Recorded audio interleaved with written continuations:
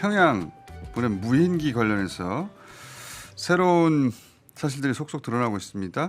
두 분을 모셨습니다. 김병주 최고위원 모셨습니다. 네, 안녕하십니까? 안녕하세요. 네. 네.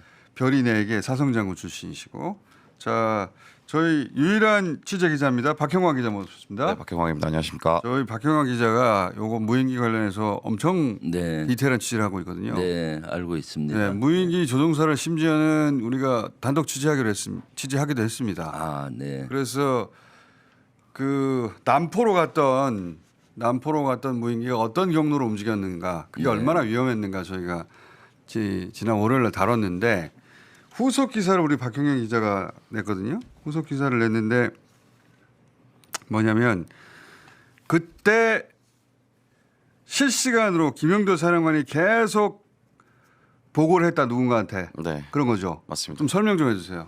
그러니까 이게 11월 13일 날 비행이 있었고 남포 비행을 지시를 김용대 사령관이 현장 지휘관, 그러니까 당시에는 중대장인데 중대장이 없어서 소대장한테 했어요. 네. 그러니까 남포로 가라. 근데 남포에는 그 전에 말씀드렸다시피 온천 비행장, 네. 잠수함 지난번에 전대, 경로 지도 좀 띄워주세요. 예, 그런 것들이 있어서 굉장히 위험한 곳입니다. 위험한 네, 곳. 가면 무인기가 가면 바로 추락할 위험이 굉장히 큰 곳. 북한에서 들키고. 예, 그래서 비행을 담당했던 인원들이 반대를 합니다. 예. 그래서 경로를 바꾸게 되죠. 경로를 바꿉니다. 이거 말고 그 빨간색 혹시 있나요? 그 경로?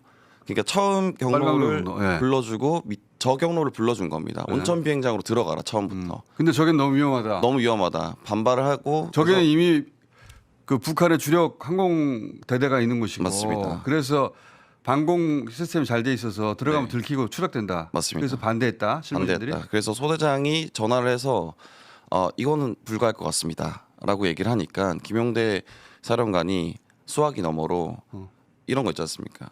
전화를 받고 안 된다는데요.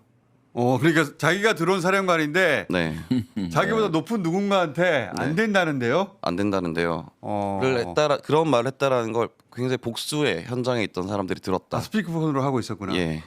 어. 그래서 그 누굴까? 누군가가 누굴까는 사실은 아직까지는 너무 추측이라서 단정하기 좀 힘들고, 그래서 그 부분을 수사를 해야 된다. 누군가의 지시를 받고 있었던 거 아니냐. 그래서 이 부분에 대해서 물었을 때 김용대 사령관은 답하진 않았습니다. 어떻게 생각하십니까? 네. 사실 남포는 아주 북한으로서는 대단히 전략적인 기지가 집중돼 있는 지역인데 저기에 우리 무인기를 보내는 거는 김용대 드론 사령관 혼자 결심은 어렵고 다른 거잖아요. 전쟁 저 도발이잖아요. 정도는 제가 봤을 때 대통령 결심이 나야 저 정도 그렇죠. 작전을 해요.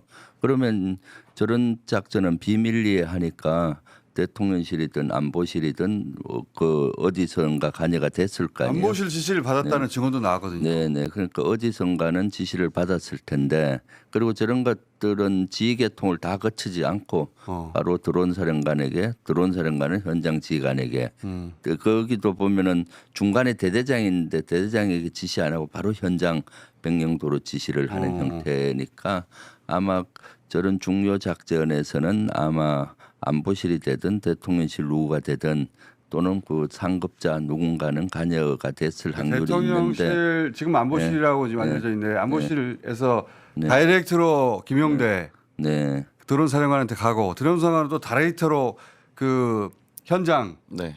연락을 하고 중간을 건너뛰어 버린 거죠.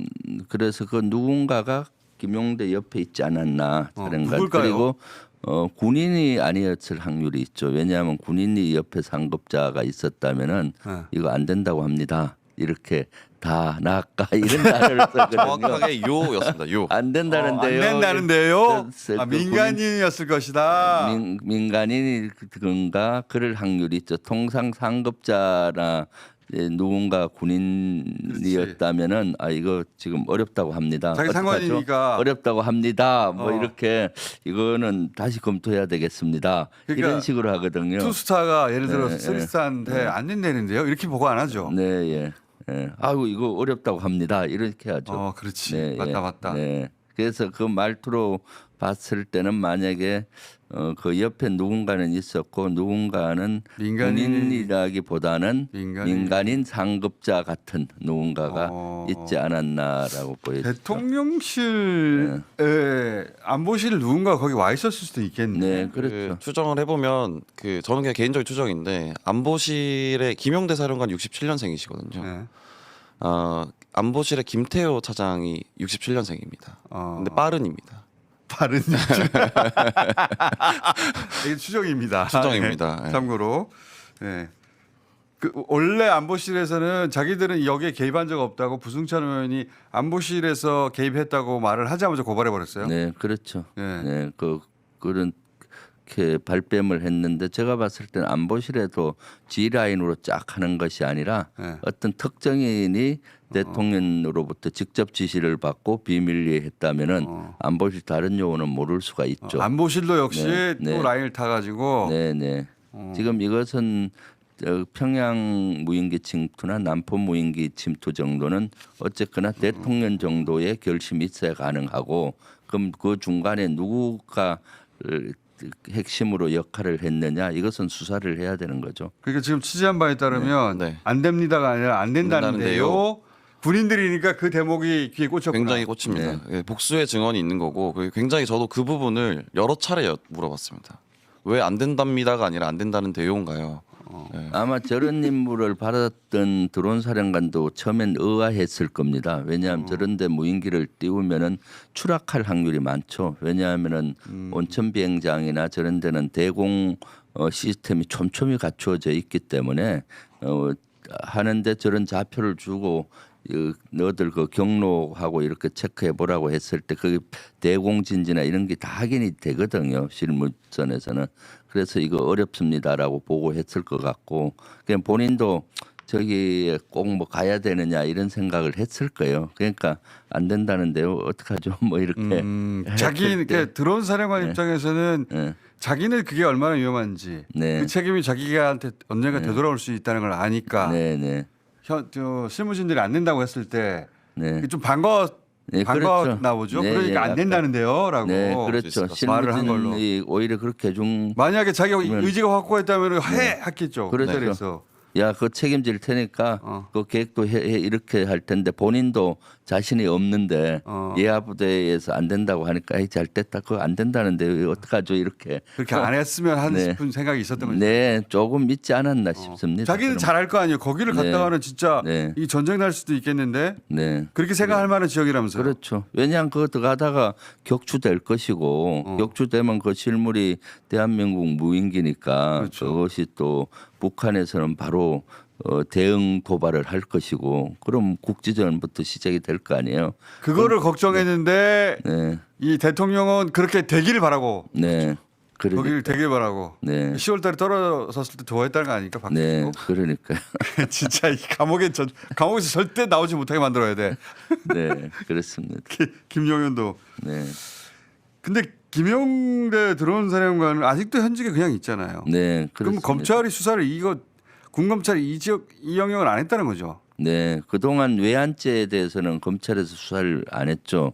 그래서 지금 특검에서는 아주 속도감 있게 여기 해야 된다고 봅니다. 지금 많은 분야가 증거가 인멸이 되지 않았나 싶은데 그래도 그 작전을 수행한 간부들은 그대로 있기 때문에 그런 증언을 받아오면은 가능하지 않을까 싶네요. 증언만으로 될까 이게? 네.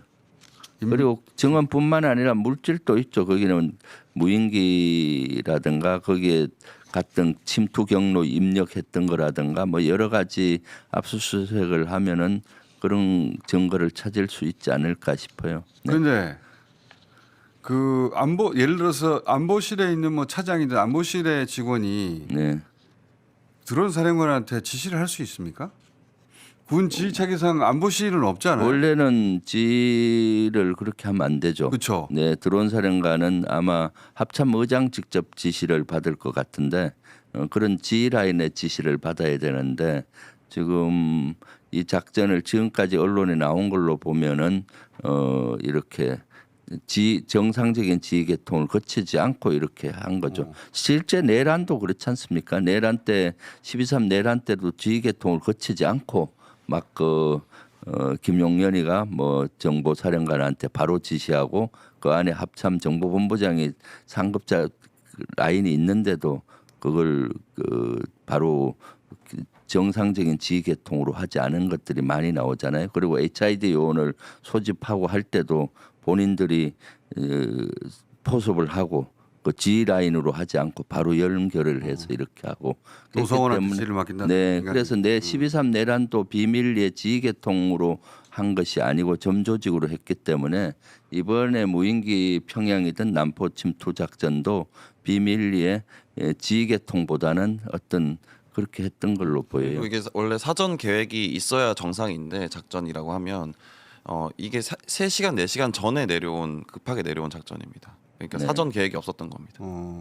그러면 그런 대목도 군형법상 문제가 될 수 있지 않나요? 그러니까 노상원에게 이수사단 지휘를 맡기고 HID 지휘를 맡겼잖아요. 네. 사실상 그렇죠. 민간인한테 현지 군인들 지휘를 맡긴 것. 네, 이것도 이것도 큰 문제죠. 그렇죠. 이것도 드론 사령관 투스타죠. 네. 투스타인데 안보실 사람이라 하더라도 지휘 계통이 없는 거 아니에요. 네, 네, 만약 안보실 사람이 진짜로 왔다면 그렇죠. 그것도 민간이- 아주 잘못된 거죠. 군 통수권은 대통령한테만 있는 거 아닙니까? 네, 네. 그러니까 이것도 그 문제가 될 수 있는 것 같은데.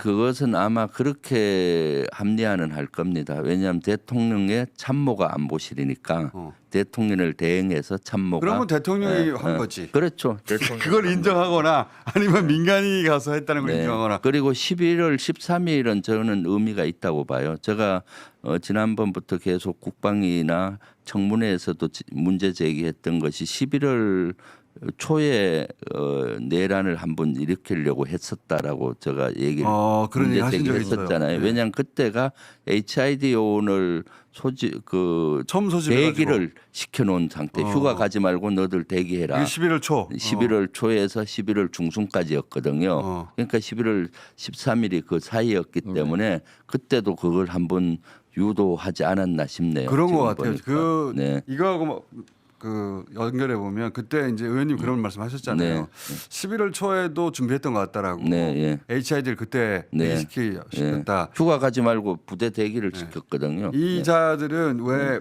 10월에 떨어지고 나가지고 네. 박수 치면 좋아했다. 네. 북한이 이거 선전포고를 간주하겠다고 하니까 좋아했다고 하잖아요. 그리고 나서 또 보내라고 그랬는데 그 또 보내는 게 11월이었지 않습니까? 네, 예. 이 정도 보내면 특히 북한에서 도발할 거라고 보고 네, 그리고 준비시켜놨던 것 같아요. HID를. 네, 그렇죠. 그런데 북한이 반응이 없어서 네, 이게 나가리가 되고 그리고 나서 뭘로 하지? 부정선거로 가자. 이렇게 네, 전환이 된 것 같아요. 네, 그전에는 북한을 끊임없이 자극했잖아요. 네. 북한이 어떻게 이렇게 한 번도 응하지 않았나 모르겠어.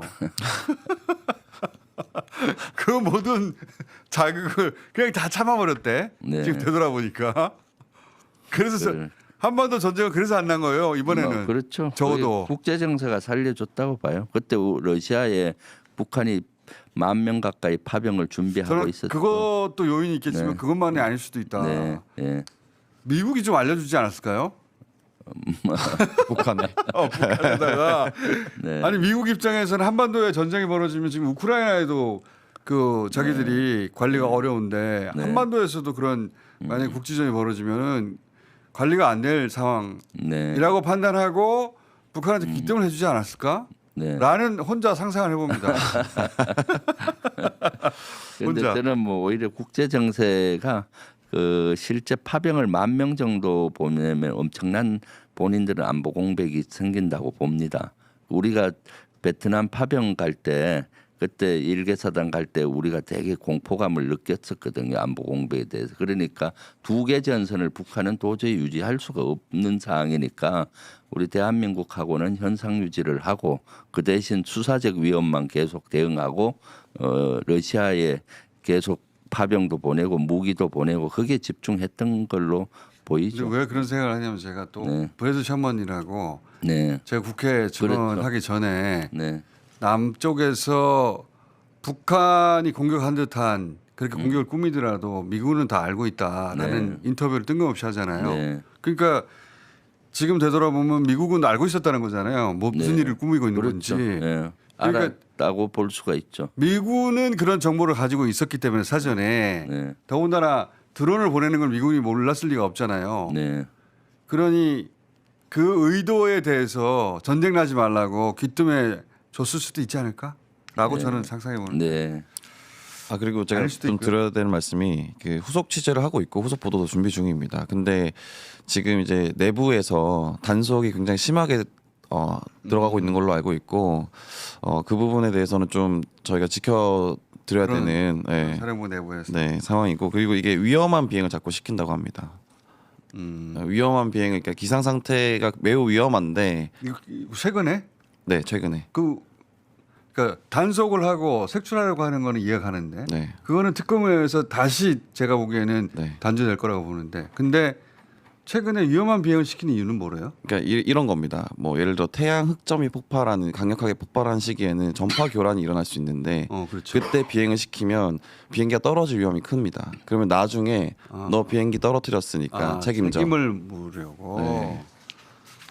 그러니까 지금 당장 어떻게 할 수 없으니까 네. 그런 식으로 책임을 물어서 이렇게 평상시에도 실력도 없고 뭐 이런 사람을 만들어 버리려고 하는 건가? 그런 것도 있고 다른 데로 보내버릴 수도 있는 거고. 네. 어허. 그거 다 하나하나 기록으로 남기라고 하세요. 네.